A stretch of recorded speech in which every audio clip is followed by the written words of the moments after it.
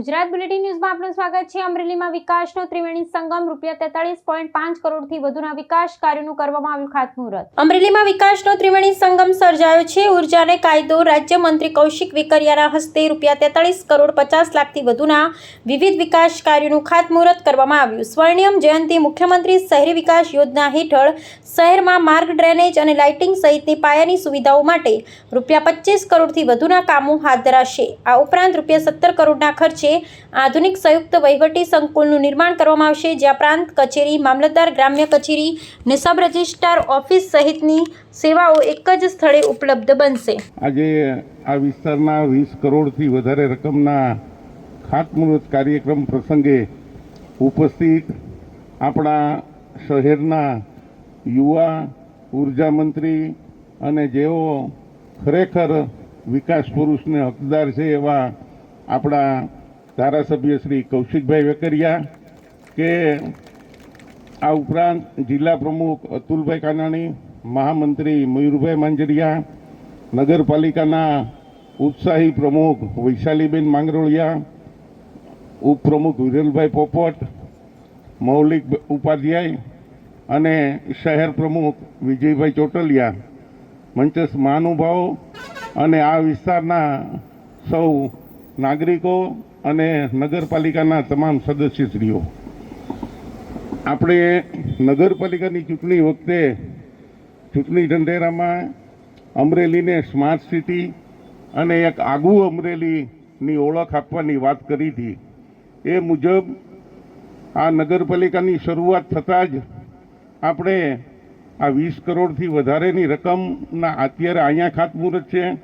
આ ઉપરાંત અહીંથી જઈ અને શહેરના 2 મુખ્ય માર્ગો, જે ભીડભંજન મંદિરથી સંકુલ સુધીના બાયપાસ સુધીનો અને સિવિલ હોસ્પિટલવાળો, આ બંને રોડ આઇકોનિક રોડ તરીકેના ખાતમુહૂર્ત છે।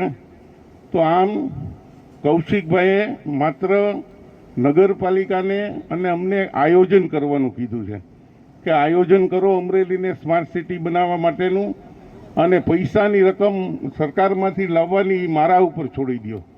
એટલે જ્યારે આપને આવા ધારાસભ્ય મળ્યા છે ત્યારે આ 5 વર્ષમાં આપણા શહેરની શકલ બદલાવી નાખશું એમાં કોઈ શંકા નથી, કારણ કે સરકાર તરફથી પણ આપણે માગીએ એટલા રૂપિયા આપને મળે છે।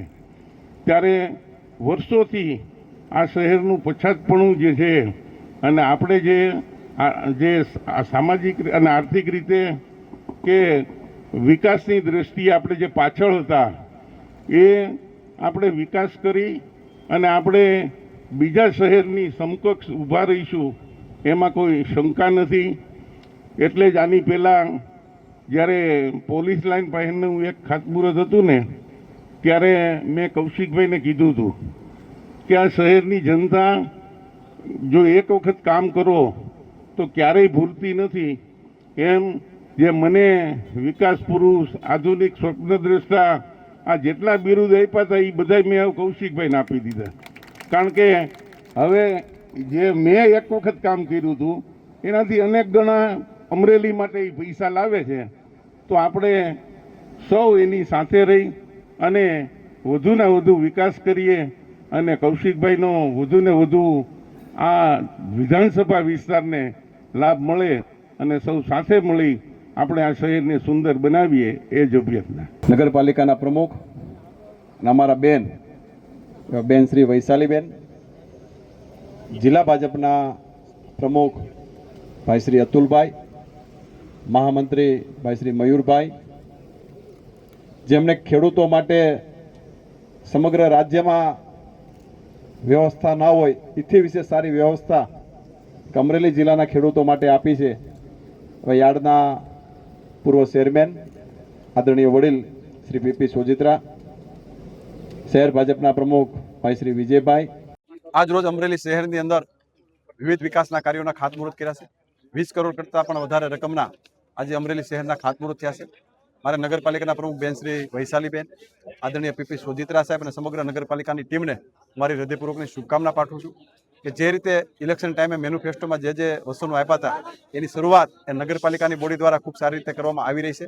આદરણીય પીપી સાહેબનું માર્ગદર્શન અને જિલ્લા ભાજપની આગેવાની નીચે અમરેલી શહેર ભાજપની સમગ્ર ટીમ દ્વારા ખૂબ સારી રીતે નગરપાલિકાના કામો થવાના છે. આજે 20 કરોડ કરતાં પણ વધારે વિકાસના કાર્યોના ખાતમુહૂર્ત થયા છે. આગામી દિવસોની અંદર જે પણ વસ્તુ મેનિફેસ્ટોની અંદર કહેવામાં આવી છે એ આગામી દિવસોની અંદર એ અમરેલી શહેરની જનતાને ભેટ મળવાની છે. અમરેલી શહેર એક આધુનિક અને એક મોડલ શહેર બને, એક આઇકોનિક વિસ્તાર અમરેલીનો બને એ પ્રકારના વિકાસના કાર્યો એ અમરેલી શહેરની અંદર થવાના છે. અને આગામી દિવસોની અંદર જનતા અને બહારથી આવનાર લોકો એ પણ વિચારશે કે અમરેલી શહેર એક બદલાયેલું શહેર છે, એક નવું શહેર એ અમરેલી પ્રસ્થાપિત થવાનું છે. એ પ્રકારે રાજ્ય સરકારના આદરણીય મુખ્યમંત્રી ભૂપેન્દ્રભાઈ પટેલ સાહેબ અને નાયબ મુખ્યમંત્રી આદરણીય હર્ષભાઈ સંઘવીનો પણ હૃદયથી આભાર માનું છું કે અમરેલી માટે જે પણ વસ્તુ વિકાસના કાર્યો માટે માંગવામાં આવી છે ક્યારેય ના પાડવામાં આવી નથી. ખૂબ સારી રીતે વિકાસના કાર્યો થતા હોય ત્યારે ભારતીય જનતા પાર્ટી સરકારનો પણ હૃદયથી આભાર માનું છું.